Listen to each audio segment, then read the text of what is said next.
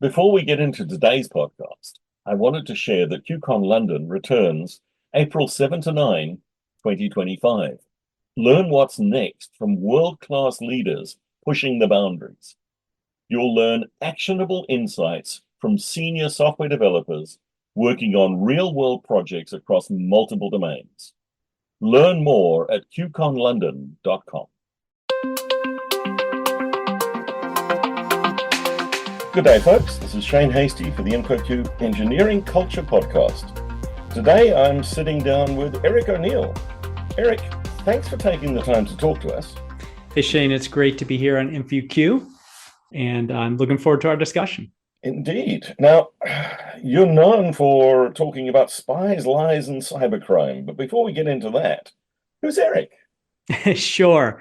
Well, I am a public speaker, a best-selling author, an attorney. I dabble quite a bit in cybersecurity. I run a company that does cybersecurity advisory services, one that does investigative services. And for quite some time, I've used my background as an undercover investigator in the FBI to transfer all that knowledge of counterintelligence into how to make the world safe from cyber attacks. So our audience are the technologists. They're the ones who are building the products that are under attack from cyber attacks. What do they need to know? Well, the most important and present thing they need to know is that the cyber attacks are coming hard and fast, and it doesn't look like we're going to be able to stop them. Not only has cyber espionage grown, as spies have had to change where they access information. It doesn't make sense to go recruit a person to go into a government agency or a business and steal paper anymore because we don't really use it much. So cyber spies have adapted and evolved into launching cyber attacks, and they're the best in the business. And right behind them, modeling them, learning from them, and equaling them in many instances are cyber criminals. And the cybercrime is the fastest growing business on earth right now. It exceeds $12 trillion of cybercrime moving through the dark web. So if you took the dark web and you pretended it was a country, kind of is a virtual country, but exists all over the world, and you said that cost of cybercrime, that cryptocurrency moving through the dark web and lining the pockets of bad guys, was a gross domestic product. The GDP of the dark web would make it the third largest economy on earth right now. So if you look at that, it goes the US, China, and then the dark web, and growing. By 2026. I predicted it'll be around $20 trillion and more 2027, 28, because stopping cybercrime is very difficult. You know, as the good guys, as the technologists, we have a very large attack surface that is getting bigger every day. Tell me some stories. What are some examples of spies, lies, and cybercrime that we can learn from? Certainly.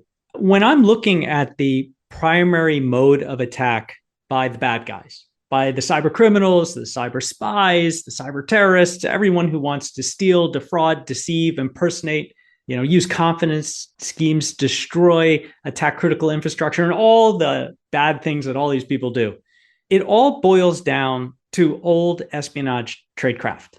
And to back up a little bit in my history, I was an undercover operative for the FBI. I used to chase spies and terrorists around the Washington, D.C. area until I went undercover for the last case that I did, which was to catch Robert Hanssen, who was the most damaging spy in FBI's history.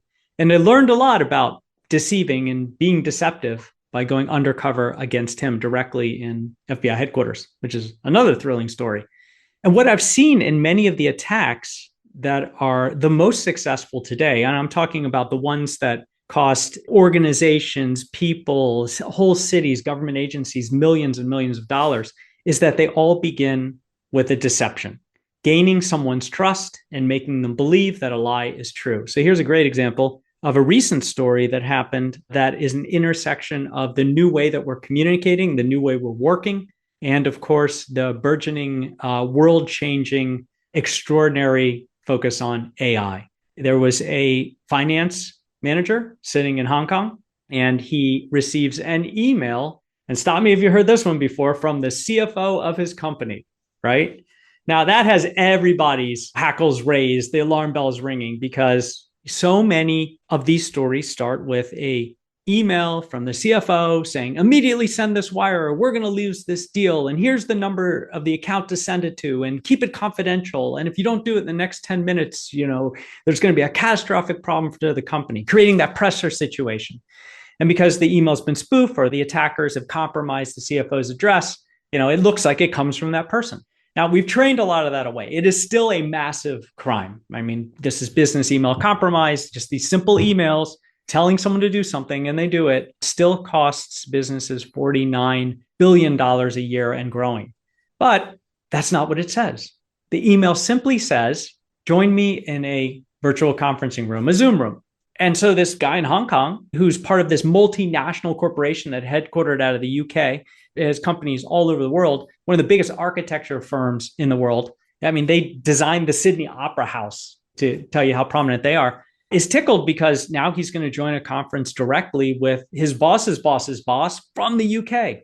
And so he straightens his tie and he jumps into the Zoom call and he sees the CFO himself, two people he recognizes from finance and two people he doesn't. And during the course of the call, he learns that there is a new deal. They're going to work with these two gentlemen who are going to be partners, and they're going to have to start payments soon. And the call, after everyone introduces themselves, is abruptly terminated.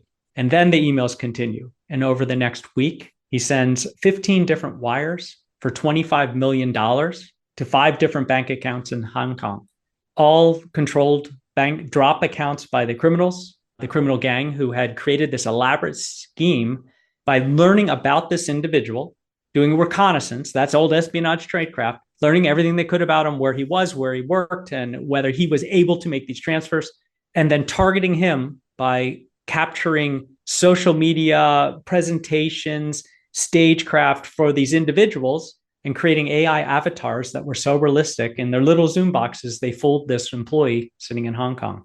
The two people that were the partners, and that was in scare quotes for those who can't see me, were just completely dreamed up avatars by the bad guys.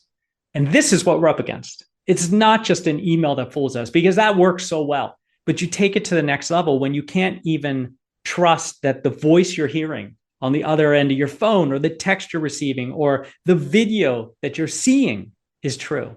And that is what we're up against. Wow. That is a scary scenario because personally, I have had an experience of being spoofed and being caught, but it was nowhere near as complex as that. I was just super thankful for my bank's proactive approach, and they did actually step in and prevent the transactions from going through. But yeah, it was a very scary time. Yeah, it's great when banks are on top of things, but far too often those transactions do go through, and banks are in the position of simply writing it off. They'll give you your fraud protection to a certain amount. They'll restore your funds or write it off as a loss, know that they're never going to catch the cyber criminal. But I think that banks, just to tie this up a little, could do more. It's just a major investment. And it's training all their customers to be better with cybersecurity. It's enforcing better controls on their systems to make it harder for what's now called call center attacks. So the way your bank was probably spoofed is somebody learned about you and called in to the help desk to reset your account, to get your two-factor authentication reset, pretending they're you.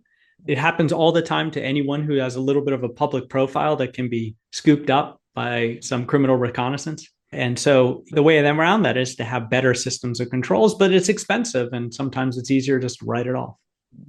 What do those systems of controls look like?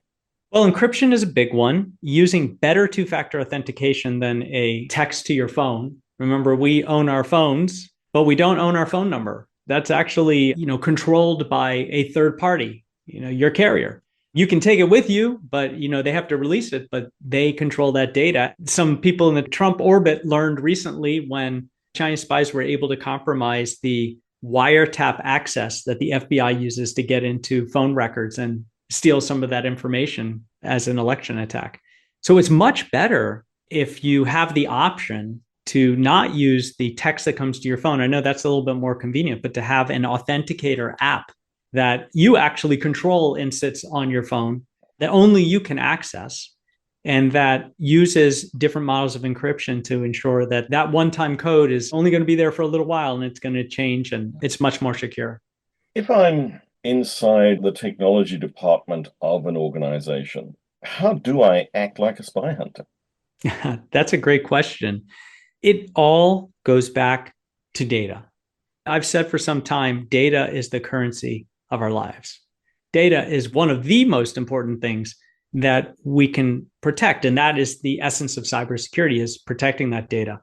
Now, very recently, because of AI, I've started to say that trust is the most uncommon commodity. So data and trust are the two holy grails for cybersecurity.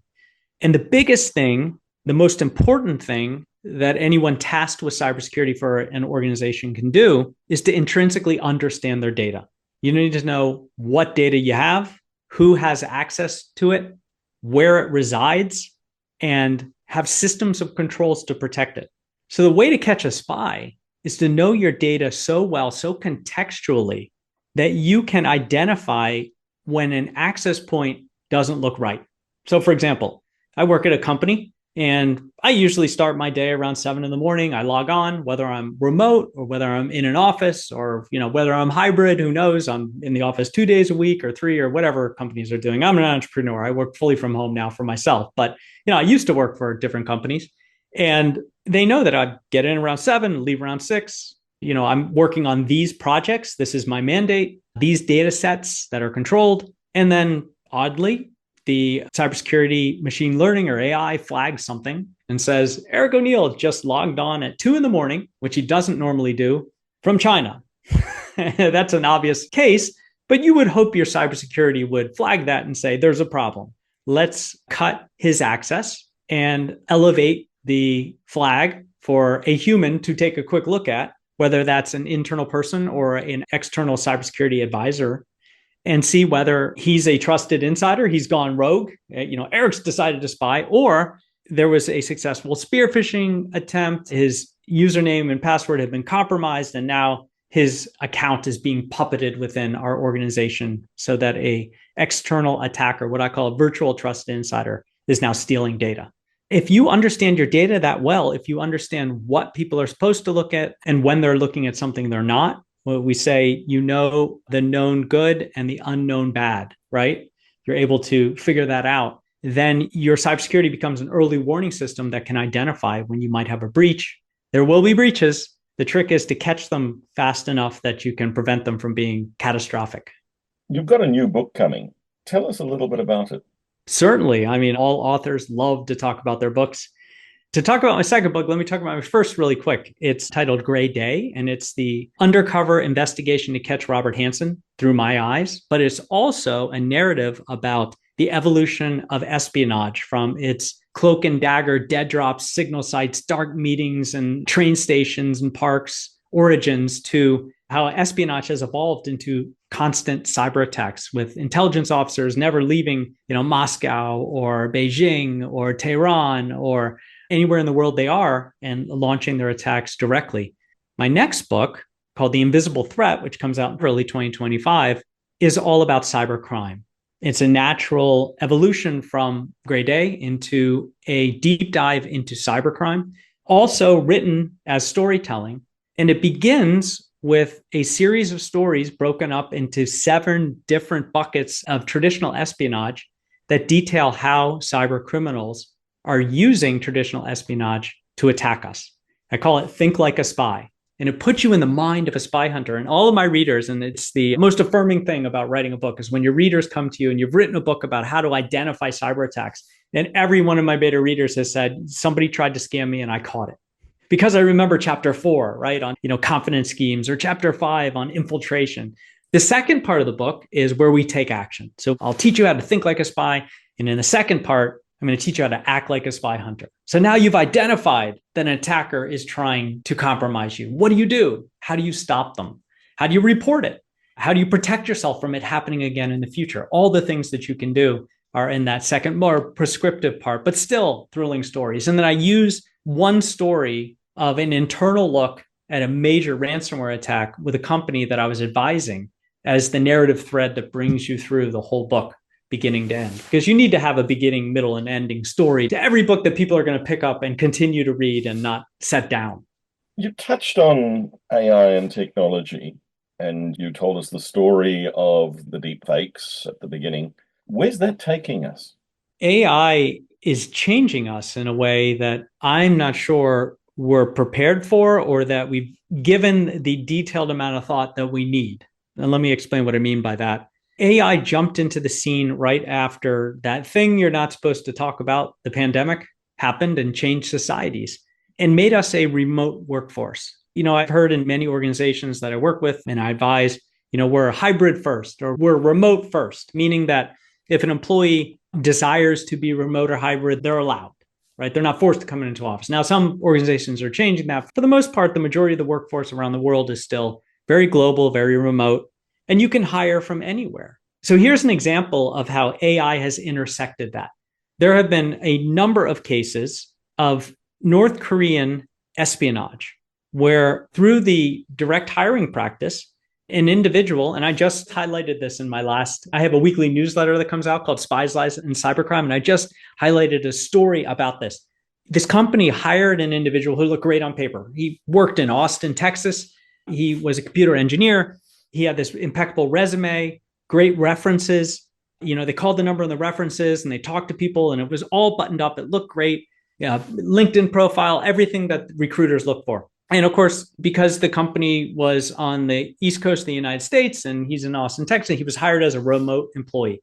And he was a bad employee. After, a number of months, they fired him because he got no work done at all. But what they didn't know is he was doing his actual job. He was a North Korean spy and the whole thing was a setup.